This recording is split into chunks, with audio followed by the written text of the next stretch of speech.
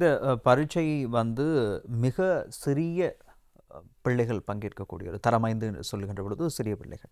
எனவே இவர்களுடைய பரீட்சைகள் சம்பந்தமாக நாங்கள் பேசுகின்ற பொழுது நிறைய விடயங்களை ஒவ்வொன்றாக பார்க்க வேண்டிய ஒரு தேவை இருக்கிறது. குறிப்பாக இந்த பரீட்சைகளை பொறுத்தவரையிலே ஏற்பாட்டு ரீதியாக பார்த்தாலும் கூட பரீட்சைக்கு தோற்றக்கூடிய மாணவர்களுடைய நிலைமை குறித்து அவதானிக்கின்ற பொழுது ஒரு பரீட்சைகள் திகதிகள் மாற்றப்பட்டு இப்பொழுது வழமைக்கு வந்திருக்கிறோம். ஒரு கல்வி நடவடிக்கைகள் ஒரு நிலைக்கு வந்திருக்கிறது.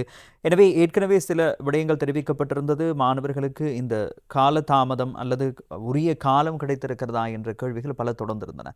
எவ்வாறான சூழ்நிலையில் இந்த தீர்மானத்தை எடுத்திருக்கிறீர்கள்? உண்மையிலே இந்த பரீட்சை இந்த டேட்டை நாங்கள் தீர்மானிக்கும் போது பலதரப்பட்டவர்களுடன் நாங்கள் கலந்துரையாடினோம். மாகாண கல்வி பணிப்பாளர்கள், பாடசாலை அதிபர்கள், அவர்களோடு கல்விப்புலத்தில் இருக்கும் அமைச்சுகளில் இருக்கும் அத்தனை பேருடனும் நாங்கள் கலந்துரையாடினோம். அவர்களுக்கான காலம் அவர்களுக்கான திட்டமிட்ட பாடத்திட்டங்களை முடிப்பதற்கு போதுமானதாக உள்ளது. இதுதான் எல்லோருடைய கருத்தாகவும் இருந்தது. அதனால நாங்கள் இந்த வழமை போல ஆகஸ்ட் மாதத்தில் வர்ற முதலாவது ஞாயிற்றுக்கிழமைகளில் பெரும்பாலும் நாங்கள் தரமைந்து புலமை பரிசில் பரீட்சை நடத்துவது. அந்த தீர்மானங்களின் அடிப்படையில் நாங்கள் இந்த டேட்டை நாங்கள் தீர்மானிச்சிருக்கிறோம். ஆனால் பொதுவாகவே அந்த பிள்ளைகள் தங்களுடைய பாடத்திட்டங்களை முற்றுமுழுதாக பூர்ணப்படுத்தி இருக்கின்றார்கள். அவர்கள் பூர்ணப்படுத்தப்படவில்லை என்ற ஒரு கம்ப்ளைண்ட் என்றது பரீட்சை திணைக்களத்துக்கு இதுவரை கிடைக்கல.